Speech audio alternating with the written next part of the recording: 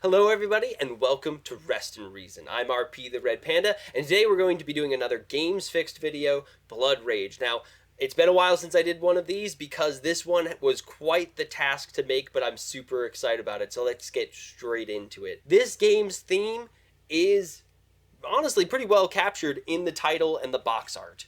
It is about Viking mythology and how we picture Viking mythology. It's bloody, it's people running around pillaging and killing for the glory of the gods and the greatness of their clan and name. And it's just wonderfully beautiful in its art and in its figures and in everything about the cards. All of this is gloriously beautiful and really just makes you feel like you are in Norse mythology as we see it now. Maybe not necessarily how they would have seen it, but definitely how we view Norse mythology now. This does it through the main mechanic of monster area control. So, monster area control is of course a subset of regular area control. The big difference mechanically is that in regular area control, you have a soldier versus a soldier. They're about equal. They might have slight differences, but everybody's for the most part on an equal playing field.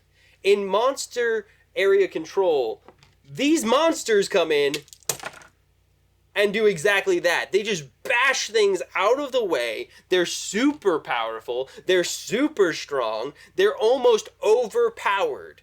And that's what monster area controls are all about. There are so many monster area controls, and that's their big mechanical difference, is this overpowered soldier that's compared with these underpowered soldiers that you're also using. The interesting thing about the main issue is that it's also its main strength. In this game, they created a very unique system where every card has a name and then something about it. So the name tells you which god the card works for. And the thing about it is whatever thing that it does, summarized in one name. So, this is a great way to do this mechanic of pass drafting that this game also has. It's a combination of monster area control and pass drafting. When you're pass drafting, this makes it very easy to see, oh, this is Odin, the king of the gods. So if I'm going to go for his strategy, he's also the king of wisdom. So I'm guessing he's going to have a lot to do with technology and with accomplishing goals and also with Ragnarok, right? Because that's what he symbolizes. Or this is Thor, the god of thunder and of quests and of protecting humanity. So he must be caring about all of that kind of stuff. So it's a really cool and innovative idea. But when they implemented it, they did not do it very well. Let me go ahead and show you how they didn't do it well by showing you how many points each of the gods potentially has. Now, before I show you the numbers, I'm going to tell you this is based off of if you played the cards from these gods. If you played the cards that work the best with these gods or have the name of these gods on them. This is how many points that you and other players could get playing that god potentially. This is not saying this is the absolute maximum number of points, and this is not saying this is the average amount of points you'd get every game. This is saying this is how powerful this god is in the deck.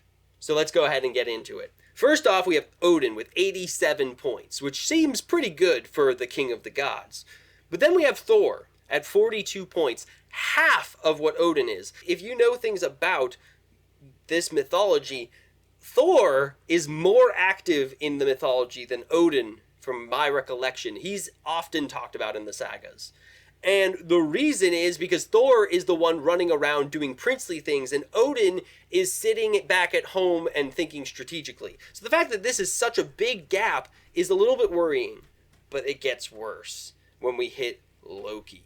Loki has 140 potential points. That is more than Odin and Thor put together. So the king of the gods and his heir have less points than the trickster god. Now, I will give credit to Loki. He's a powerful god. He's an important god in the mythology, but he is not as important as the other two gods combined. So we continue to see problems when we get into the minor gods, like Tyr. Most people don't even know of Tyr, although one of our days, Tuesday, was named after Tyr. Most people don't know his name.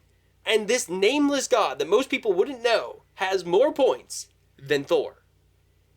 That's crazy. Heimdall has more points than Thor, which, as we all know, Thor was more important in mythology than Heimdall.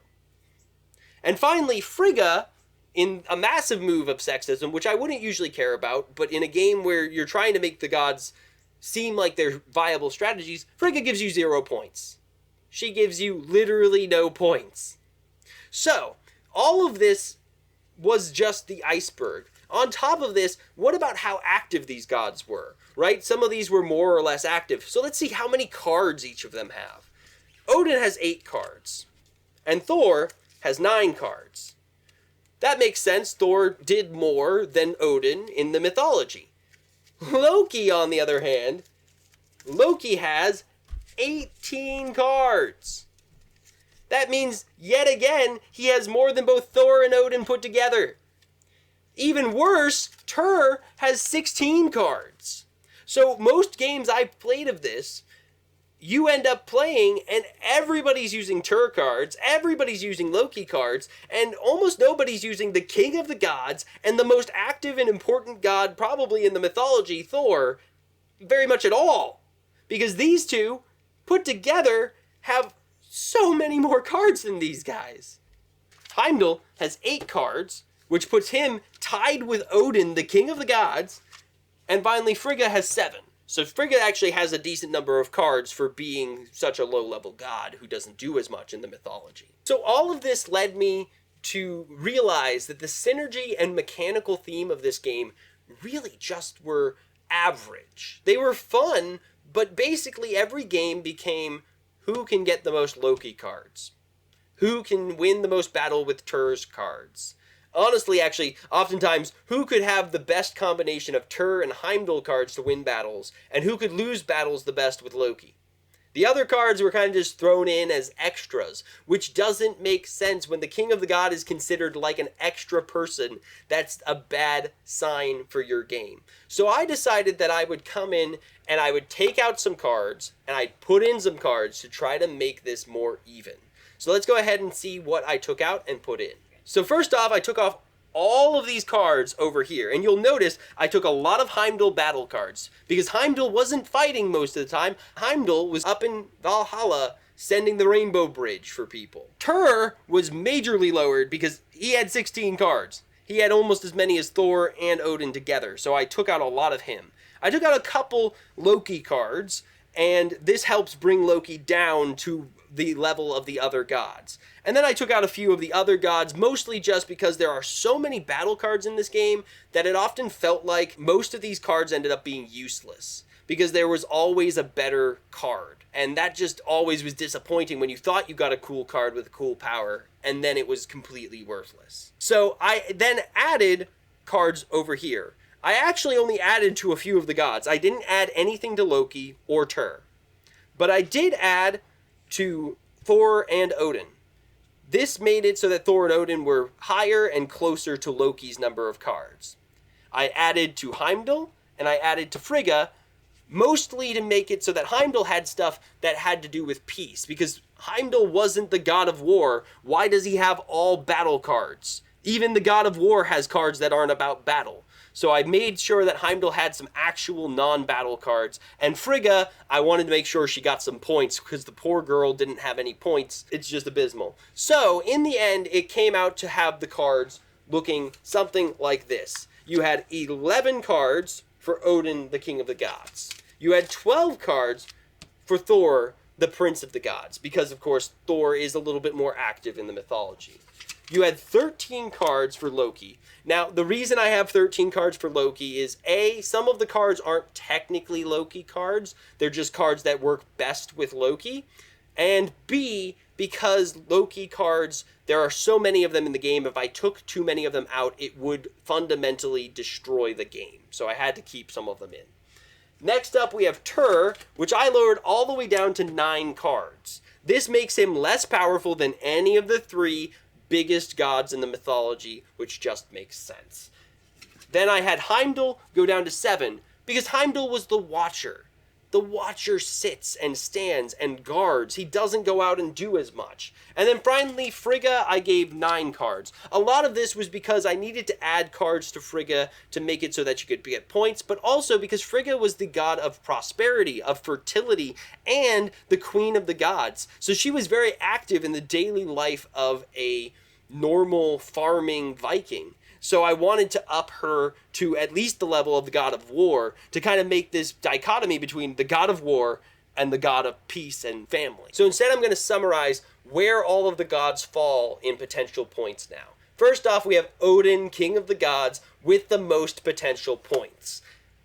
His cards have the highest potential number of points you can get with them, based off of like basically the best case scenario, and with battles I give it a good chance depending on how good the card is.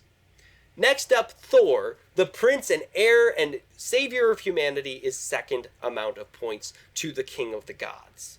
Loki is the third amount of points, being the main antagonist to the whole stories and sagas. He deserves to get the third most amount of points, but he doesn't deserve more than the other two. And then finally, the other 3 gods are all competing for about a third as many points. And the reason I did that is if you combined all 3 of them into one strategy, those lower gods, it would equal about one of the bigger gods, which makes it so that in a 4-player game, maybe one person does mostly that, where they use a lot of smaller gods, and the other 3 do mainly one of the specific gods that they wanted to do, like Odin or Thor or Loki, those big gods. It gives a lot of room for people to mix and match and have fun, but I also didn't want them to be too powerful, because then if you combine them with one of the bigger gods, they might add so many points that it would end up making that god overpowered. So they end up having somewhere in about a third as many points as the upper gods. Tyr usually ends up being the most powerful, Frigga usually the least powerful by just a little bit, but they're all pretty close in the number of points that they have. What was the original score? The original score was a 3.1 out of 5, which gives it a bronze recliner. It's a game I would only recommend to fans of monster area control, and even then, I don't know if I could wholeheartedly give it my endorsement without any changes. It has some really cool innovations and some really cool mechanics, and it has great art, but it just wasn't quite enough to bring it up to even a silver, even a general recommendation. With my fixes, I give it a 3.85, which is out of 5. And that is a silver recliner. And my silver recliner I'm giving because I don't think that this game, or really any monster area control game, is going to be something I can say everybody out there should go buy. But that doesn't mean that it can't get such high points like 3.85. That's really high. That's way above average, which is a 2.5. This game is really, really good. And once the gods are balanced, the game runs so cool. And it was so much fun to know I could choose any of the gods and have some level of success. And I didn't have to worry about, oh, is somebody getting too many Loki cards? They're just going to win. They have too many Loki cards. We got to stop them. We got to get Loki cards. I could start going, what god do I want to play? I'd love to hear from you in the comments. The whole reason I started this was because these are games that I know are in the top 100 of Board Game Geek, the top 100 of Dice Tower, and that means that they're games that most people are going to have heard of or played or own. And for those people who own it, I want to give my own opinion and come in and say, hey, I've noticed there's some flaws to these really good games. Let me fix them for me. But that is my fix for my group that I did based off of my experience and my expertise as a board game developer. That's why I want to hear from you guys in response. Please make sure to hit that subscribe button. And also, if you can go down into the description, I have a link to my website. You can subscribe to our email list, which will give you updates on when we're putting out videos and our upcoming board games that we're going to be doing. And as always, thank you so much for joining us today on Rest and Reason.